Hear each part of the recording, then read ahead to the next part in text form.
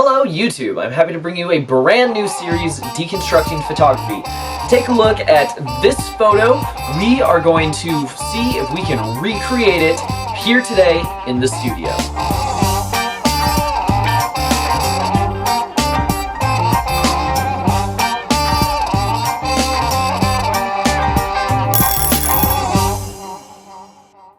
So what is this series going to be about? Deconstructing photography.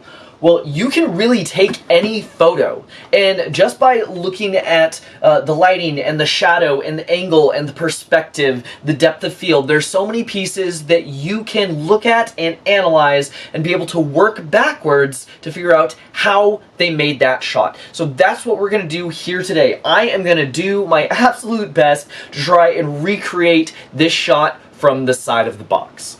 So that's what this series is going to be about. If you have any ideas of photos that you would like me to recreate, go ahead and send them my way, and I'd love to turn that into a future episode. First thing that we need to figure out is the angle and perspective, and we'll start building everything around there. Looking at this one out of the corner of my eye, and we are going to figure out what the right viewing angle is. You can just kind of do this by lining everything up here. Here is the side of the box, and you can tell from here that when I zoom in versus zoom out, they have very different perspective looks. See that? We want to find the angle that has the right amount of distortion to it compared to the photo here. So, looking through this, we're just going to kind of move back and forth until we find the right angle. So we want it, all of our lines to stay nice and vertical here on the front grille. And what we're also looking for is kind of how big these get in relation to each other, because if you get too close, whoop, there we go, too close, one gets a lot larger right here than the other one. So this is a pretty compressed image. Got the camera pretty much where we want it, and now I'm just going to get a little finicky with the details. So the first thing that I'm kind of looking at is this front turret gun there, and kind of where it lines up on here, just to kind of make sure that I have the right angle. The other thing that I'm looking at is where kind of this engine kind of lines up with the thing. So it really is just kind of a slight turn, maybe actually just raising it a touch more. Alright, let's see how this... Alright, I really want to close in that gap on the back. If I turn it any farther, this gun turret's going to be too far over. Okay, no, we're closing in on it just right. You know, I actually think that their frame is just a little bit more compressed than mine, so we're gonna make this perfect. Alright, so I threw on my 85 because it was pretty compressed, but what we're seeing right here is we just need a little bit more wide-angle distortion on these jet engines here.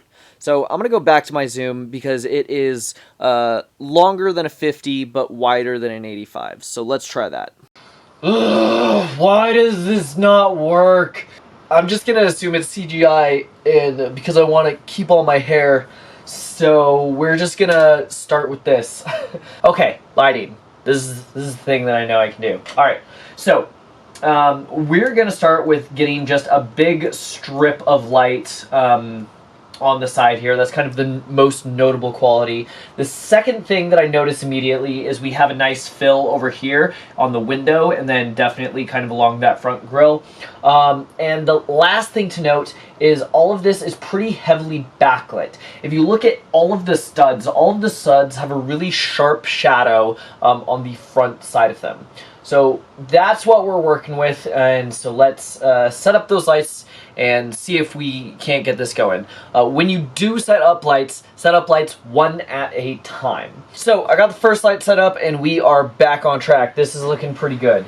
I'm going to show you through this camera here what we're looking at. The most important thing compared to the original photo is we have these lines going across the barrel, we have this beautiful arc kind of following down, and this light reflection actually looks exactly how it should look on the other side. And of course we have another one on the back side and kind of all the cylindrical areas where it should be lit up. So I'm really happy with the placement of this one. We're going to leave this light here, and then we're going to add in the back one. So when I added the strong backlight, it is getting all of the little shadows on the front of those studs exactly how we want it. One of the things that I noticed though is that this side is actually too close in. So I'm going to back this off a little bit because it's kind of filling in all of those shadows, and I want to keep those nice crisp edges. I did some tweaking with this light, and I think I have it exactly where I want it.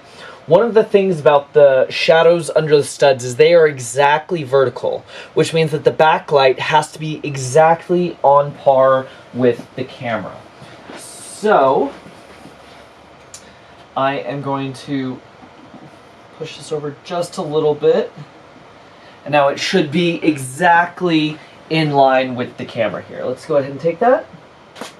Now that we have the studs in, let's go ahead and get another light in. Kind of taking a look at what we got, we definitely need something here. So we need something coming from this side. We're getting some bright shiny spots right here, and maybe just a little bit on the edge. So I think I want to have one more light kind of over here, maybe up and kind of coming down. So let's give that a shot. I'll set that up, see how that looks.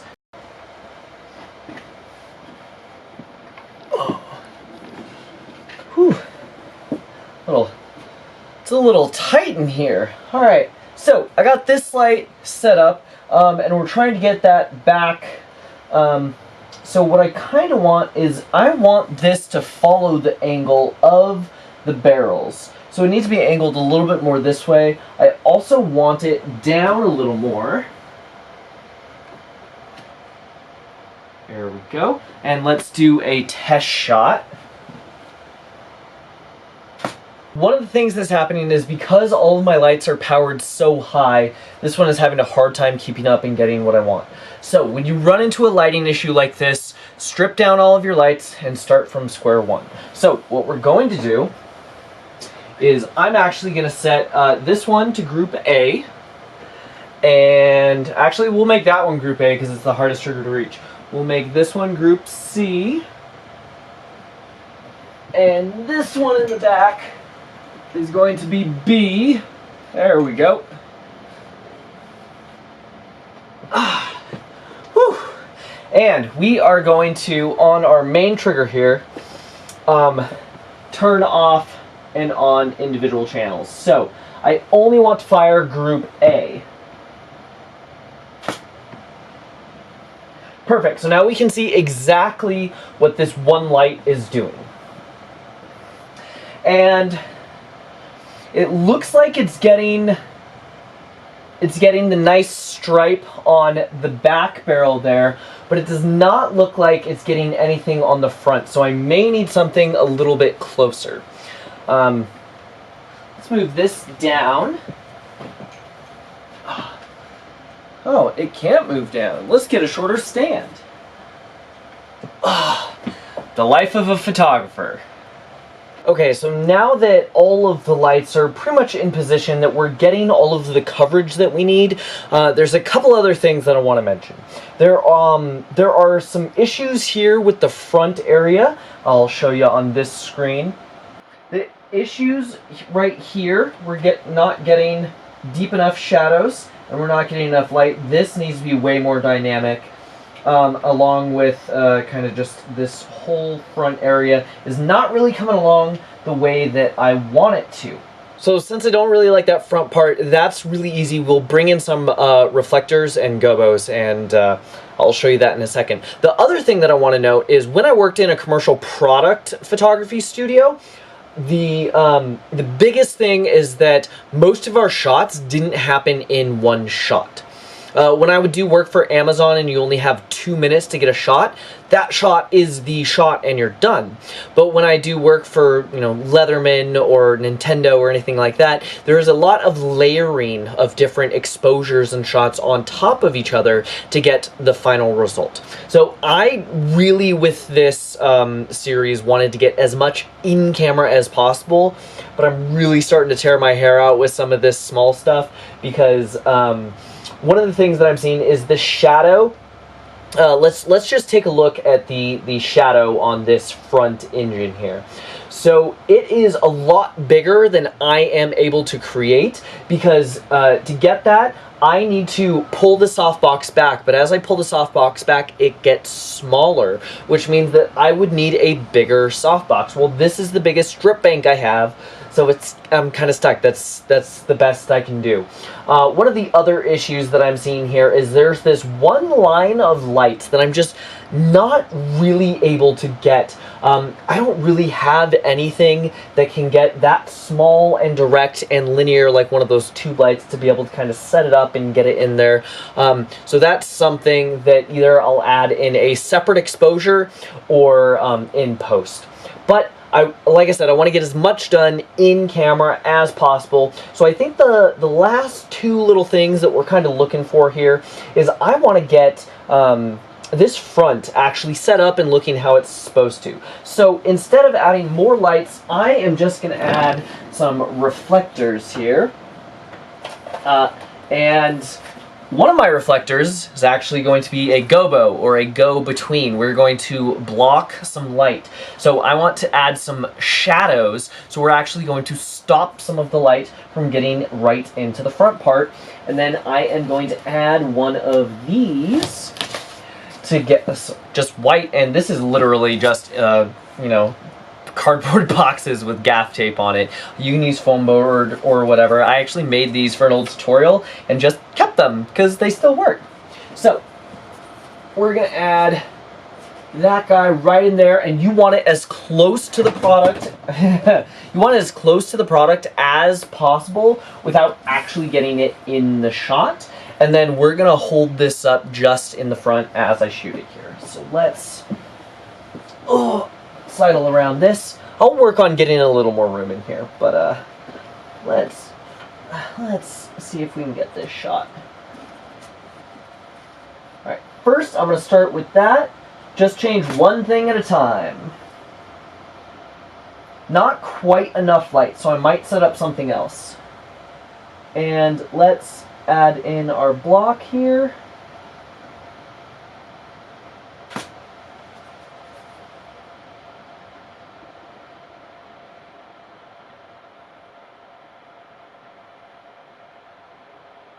That helped, but not nearly as much as I needed it to.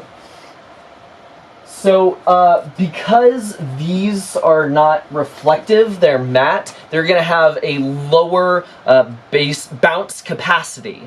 So, your other options is to get something that is more reflective, bump it in post, or add another light. So I think for this one, I'm going to see if we can add one more light.